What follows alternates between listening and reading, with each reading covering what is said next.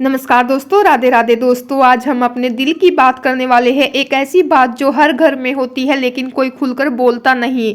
आप जरा एक पल के लिए रुक कर सोचिए, क्या कभी ऐसा हुआ है कि सब कुछ ठीक होने के बावजूद आपका मन ठीक नहीं होता? घर में कोई बड़ी परेशानी नहीं है, सब अपनी अपनी जिंदगी में व्यस्त है, लेकिन फिर भी अंदर एक खालीपन महसूस होता है, जैसे कोई आपको समझ नहीं रहा, जैसे आप बोलना चाहती है लेकिन आपकी बातें सुनने वाला कोई नहीं है। बहनों, हम औरतों की जिंदगी बाहर से जितनी सरल दिखती है, अंदर से उतनी ही उलझी हुई होती है। सुबह उठते ही हम दूसरों के बारे में सोचते हैं, बच्चों का नाश्ता, पति का टिफिन, घर का काम, सबकी पसंद, सबकी जरूरत, लेकिन जब बात आती है हमारी अपनी भावनाओं की तो हम खुद ही उन्हें सबसे आखिर में रख देते हैं और धीरे धीरे यही आदत हमारे अंदर एक खालीपन पैदा कर देती है। कई बार हम समझ ही नहीं पाते कि हमें क्या हो रहा है, बस इतना कहते हैं कि मुझे अच्छा नहीं लग रहा है, लेकिन असल में वो सिर्फ मूड खराब नहीं होता, वो धीरे धीरे डिप्रेशन बन सकता है। और आज मैं आपको एक बहुत जरूरी सच बताने वाली हूँ। डिप्रेशन सिर्फ दिमाग से नहीं होता, वो कई बार हमारे रिश्तों से पैदा होता है। जब हमें अपने ही घर में कोई नहीं समझता, जब हमारी बात को बार बार नजरअंदाज किया जाता है, जब हम अपनी भावनाओं को दबाते दबाते थक जाते हैं, तब हमारा मन टूटने लगता है। लेकिन अच्छी बात यह है कि इसका हल भी है, और वह हल बहुत मुश्किल नहीं है, बस हमें अपने रिश्तों को समझने की जरूरत है। और इसी के लिए आज हम बात करेंगे एक बहुत ही पावरफुल टेक्निक की, जिसका नाम है IPT, इंटरपर्सनल थेरेपी। इसका मतलब अपने रिश्तों को बेहतर बनाकर अपने मन को ठीक करना। आज मैं आपको 10 ऐसे आसान स्टेप्स बताऊंगी जो कोई भी महिला अपने घर में अपनी जिंदगी में बिना किसी खर्च के आज से ही शुरू कर सकती है। और यकीन मानिए, अगर आप इन बातों को सच में अपनाती है तो धीरे धीरे आपका मन हल्का होने लगेगा, रिश्ते सुधरने लगेंगे और आपको अंदर से एक नई ताकत महसूस होगी। तो इस वीडियो को ध्यान से सुनिए, जल्दबाजी में मत सुनिए, क्योंकि ये सिर्फ जानकारी नहीं है, ये आपके दिल की आवाज है। अब हम शुरू करते हैं। पहला कदम, सबसे पहला और सबसे जरूरी स्टेप है अपनी भावनाओं को पहचानना। सुनने में ये बहुत आसान लगता है, लेकिन असल में यही सबसे मुश्किल होता है, क्योंकि हम में से ज्यादातर महिलाएं अपनी भावनाओं को समझती ही नहीं, बस हम सहती रहती है। और जब कोई पूछता है कि क्या हुआ तो हम कह देते हैं कि कुछ नहीं, लेकिन सच तो ये है कि बहुत कुछ होता है, बस हम उसे शब्द नहीं दे पाते।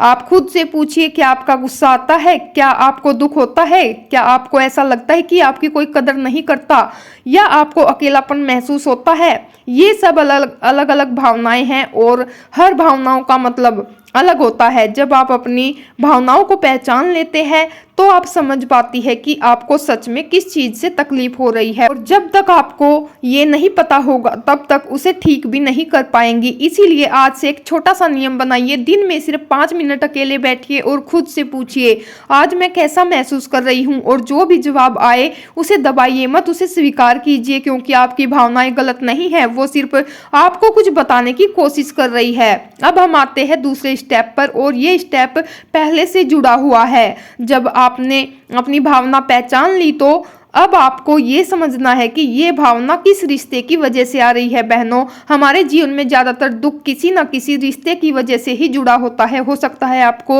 अपने पति से शिकायत हो सकता है सास के साथ मनमुटाव हो सकता है बच्चे आपकी बात ना सुनते हो, या हो सकता है कि आपको खुद से ही नाराजगी हो। लेकिन जब तक आप उस रिश्ते को पहचानेंगी नहीं, तब तक आप उस समस्या को सुलझा नहीं पाएंगी। इसीलिए खुद से ईमानदारी से पूछिए, मुझे सबसे ज्यादा तकलीफ किस रिश्ते से हो रही है? ये सवाल थोड़ा दर्द देगा, लेकिन हम अक्सर सच्चाई से बचना चाहते हैं।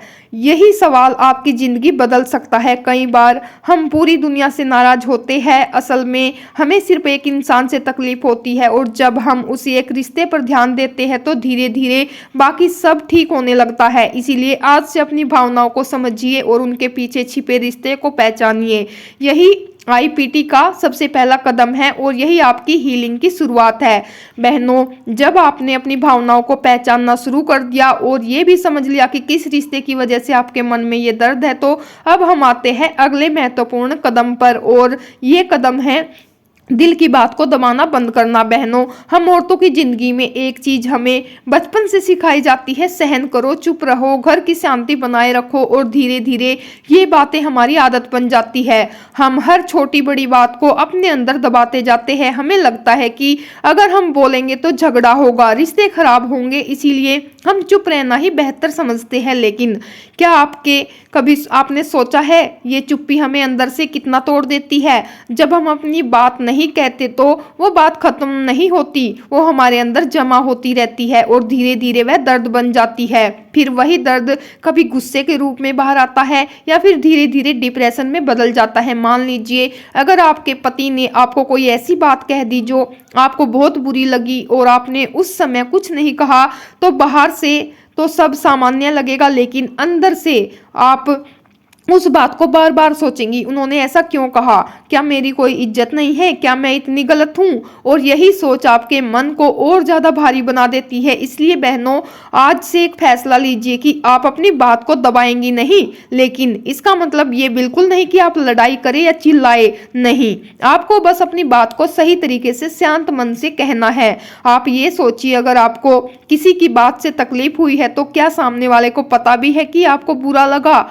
कई बार सामने वाला को जानता ही नहीं और हम उम्मीद करते रहते हैं कि वह खुद समझ जाए, लेकिन ऐसा हमेशा नहीं होता। इसीलिए अपनी बात कहना जरूरी है, क्योंकि जब तक आप बोलेंगे नहीं कोई समझेगा नहीं। अब हम आते हैं अगले स्टेप पर, और ये स्टेप है सही समय पर बात करना। बहनों, ये बात बहुत छोटी लगती है लेकिन इसका असर बहुत बड़ा होता है। कई बार हमारी बात बिल्कुल सही होती है लेकिन हम उसे गलत समय पर बोल देते हैं और फिर बात बिगड़ जाती है। मान लीजिए आपका पति ऑफिस से थके हुए आए हैं, उनके मूड पहले से ही खराब है और उसी समय आप उनसे अपनी शिकायतें शुरू कर देती है, तो क्या होगा।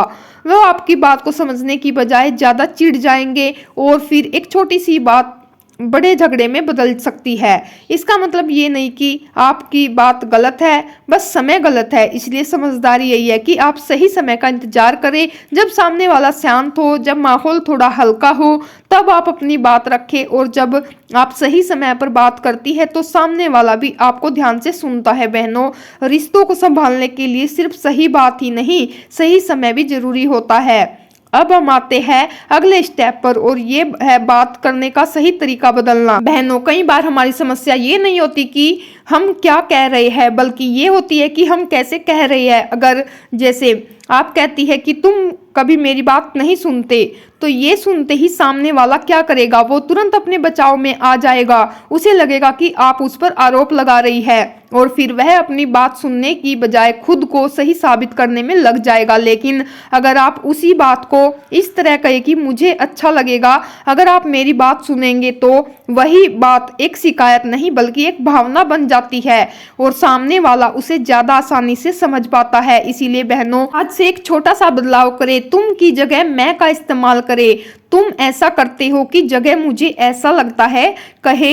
ये छोटा सा बदलाव आपके रिश्ते में बहुत बड़ा फर्क ला सकता है, क्योंकि इससे झगड़ा नहीं समझ बढ़ती है। अब हम आगे बढ़ते हैं और अगला स्टेप है उम्मीदें कम करना और समझ बढ़ाना। बहनों, सच बताइए, हम सब के मन में कहीं ना कहीं ये उम्मीद होती है कि सामने वाला हमें बिना कहे समझ जाए, हमारी हर जरूरत को जाने, हमारी हर भावना को महसूस करे। लेकिन क्या ये हमेशा संभव है? नहीं। हर इंसान अलग होता है, उसकी सोच अलग होती है, उसका तरीका अलग होता है। जब हमारी उम्मीदें पूरी नहीं होती तो हमें दुख होता है और धीरे धीरे यही दुख रिश्तों में दूरी पैदा करता है। हमारी आज से थोड़ा सा अपना नजरिया बदलने की कोशिश करें, सामने वाले से उम्मीद कम करें और उसे समझने की कोशिश ज्यादा करें। अगर कोई आपकी तरह नहीं सोचता तो इसका मतलब ये नहीं कि वह गलत है, बस वह अलग है। जब आप ये बात समझ जाएंगी तो आपके मन का बोझ धीरे धीरे हल्का होने लगेगा। बहनों, रिश्ते तभी चलते हैं जब उनमें समझ होती है, और समझ तब आती है जब हम सिर्फ खुद के बारे में नहीं बल्कि सामने वाले के बारे में भी सोचते हैं। अब बहनों, हम इस सफर के उस हिस्से में आ गए हैं जहां से असली बदलाव शुरू होता है, क्योंकि अब आपने सीखा अपनी भावनाओं को समझना, रिश्तों को पहचानना और अपनी बात कहना, सही समय चुनना और अपने बोलने का तरीका बदलना। लेकिन अब जो कदम आने वाला है वह आपको अंदर से मजबूत बनाएंगे।